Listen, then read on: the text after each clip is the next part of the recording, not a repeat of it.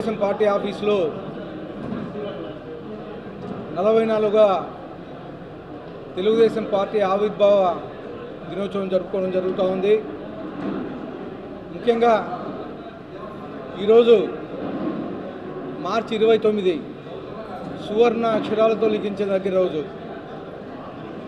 మా తెలుగుదేశం పార్టీని స్వర్గీయ నందమూరి తారక రామారావు గారు 1982 మార్చి 29వ తేదీన స్థాపించి 9 నెలల కాలంలోనే అప్పుడు ఉండే కాంగ్రెస్ పాలనకు వ్యతిరేకంగా ప్రభుత్వం ఏర్పాటు చేయడం జరిగింది.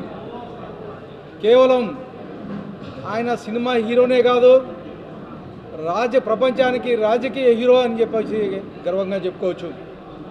అప్పుడుండే కాంగ్రెస్ నాయకులు సినిమాలో నటిస్తున్నాడు, రాజకీయం గురించి ఈయనకు ఏమి తెలుసు అని ఒక ఎగతాళి చేశారు, హేళన చేశారు. కానీ మా నాయకుడు స్వర్గీయ ఎన్టీఆర్ గారు 9 నెలల కాలంలోనే పార్టీని ఏర్పాటు చేసి, ప్రభుత్వాన్ని ఏర్పాటు చేసి ప్రభంజనాన్ని సృష్టించారు. తెలుగు జాతి ఈరోజు ప్రపంచవ్యాప్తంగా ఉందంటే కేవలం అది ఎన్టీఆర్ గారి కృషి వల్ల అని చెప్పేసి తెలియజేసుకోవచ్చు. తెలుగుదేశం ప్రభుత్వం ఏర్పడిన తర్వాత బడుగు బలహీన వర్గాలు, అణగారిన వర్గాలు, బీసీ వర్గాలు కానీ రాజకీయంలో ముందుండే విధంగా చేసిన ఘనత ఎన్టీఆర్ గారిని అని చెప్పేసి ఘనంగా చెప్పచ్చు.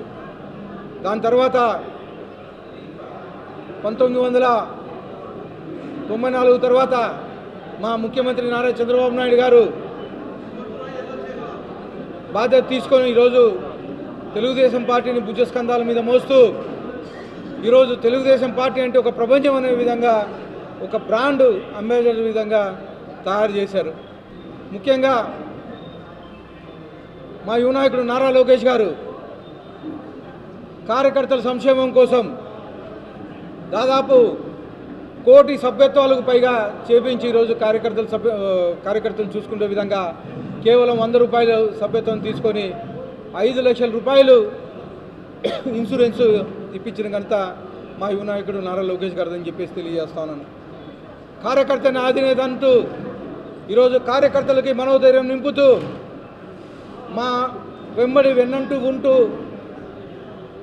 కార్యకర్తలను ప్రోత్సహించిన ఘనత మా యువ నాయకుడు నారా లోకేష్ గారు అని చెప్పేసి తెలియజేస్తా ఉన్నాను.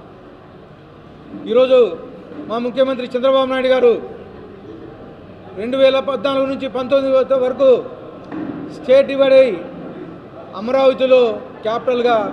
అమరావతిని క్యాపిటల్గా డిసైడ్ చేస్తే తర్వాత వచ్చిన ప్రభుత్వం జగన్మోహన్ రెడ్డి ప్రభుత్వం 3 ముక్కలు ఆటాడని 3 రాజధానులు అని చెప్పేసి ఆ రోజు సర్వనాశనం చేసిన పరిస్థితి. ఒక అమరావతినే కాదు, పోలవరం అయితే ఏమి, అలాగే రైతు సంక్షేమం అయితే ఏమి, బడుగు బలహీన వర్గాల సంక్షేమం అయితే ఇవన్నీ పాతిపెట్టి కేవలం బటన్లు నొక్కుకుంటా ప్రజలను మభ్యపెట్టారు. ఒక ఓటు అంటూ 2019లో అధికారంలోకి వచ్చిన తర్వాత ప్రజల్ని సర్వనాశనం చేసి, ఒక తుగ్లక్ పరిపాలన చేసి అనేక విధాలుగా ప్రజల్ని నష్టపరిచారు. మళ్ళా 2024లో మా ముఖ్యమంత్రి నారా చంద్రబాబు నాయుడు గారు అధికారం చేపట్టిన తర్వాత అనేక సంక్షేమ కార్యక్రమాలు ఇచ్చారు. ముఖ్యంగా తొలి 5 సంతకాల్లో పెన్షన్స్ పెంచారు.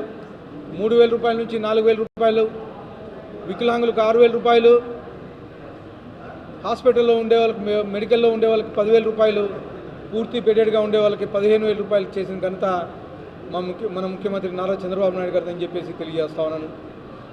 దేశంలో ఏ రాష్ట్రంలో లేని విధంగా ఈరోజు ఒక ఆంధ్రప్రదేశ్లోనే ఏ పెన్షన్ పథకం ఇస్తున్నారని చెప్పేసి తెలియజేస్తాను. ఇవి కాకుండా మా యువ నాయకుడు యువగలం పాదయాత్రలో భాగంగా 20 లక్షల ఉద్యోగాలు ఇస్తామని చెప్తూ ఫస్ట్ టీచర్స్ డిఐసి తొలి 5 సంతకాల్లో 16,347 ఉద్యోగాలకి తొలి 5 సంతకాల్లోనే డిఎస్సి ఏర్పాటు చేయడం జరిగింది. కేవలం సంవత్సరంన్నర కాలంలోనే 16,347 ఉద్యోగాలు ఫిలప్ చేసిన ఘనత మా యువ నాయకుడు నారా లోకేష్ గారిదని చెప్పేసి తెలియజేస్తాను. ఇవే కాకుండా ల్యాండ్ టైటిల్ యాక్ట్ గతంలో పిచ్చితుక్కులకు మాదిరి ల్యాండ్ టైటిల్ యాక్ట్ పెట్టారు. అలాగే అన్న క్యాంటీన్లు మూసేశారు. కేవలం మా ముఖ్యమంత్రి చంద్రబాబు నాయుడు గారికి పేరు వస్తుందనే ఉద్దేశంతో అన్న క్యాంటీన్లు మూసేస్తే మళ్ళీ మా ప్రభుత్వం వచ్చిన తర్వాత తొలి 5 సంతకాల్లో అన్న క్యాంటీన్లు కానీ ఓపెన్ చేయించాం. దాదాపు 204 అన్న క్యాంటీన్లు ఓపెన్ చేయించి ఈరోజు బడుగు బలహీన వర్గాలకి, పేదలకి, స్టూడెంట్స్కి కేవలం టిఫిన్ అయితే ఏమి, మధ్యాహ్నం భోజనం అయితే ఏమి, రాత్రి భోజనం అయితే ఏమి కేవలం 5 రూపాయలతోనే పెట్టే ఏర్పాటు చేయించాం. ఇవి కాకుండా ఈరోజు అనేకమైనటువంటి ఇండస్ట్రీస్ తీసుకొస్తున్నాం. ఈ 20 నెలల కాలంలోనే 20 లక్షల కోట్లకు పైగా పెట్టుబడులు తీసుకొచ్చాం.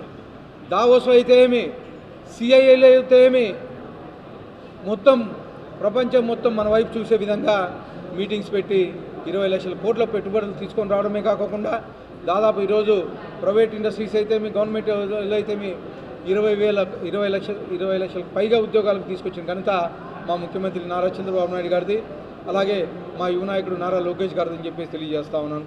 ఇవే కాకుండా ప్రపంచం మొత్తం విశాఖపట్నం వైపు చూసే విధంగా గూగుల్ను తీసుకొచ్చారు. అలాగే ఆర్ఎస్ఎల్ మిటల్ నక్కపల్లి దగ్గర గత వారంలో 135,000 కోట్ల పెట్టుబడులతో భూమి పూజ చేశారు.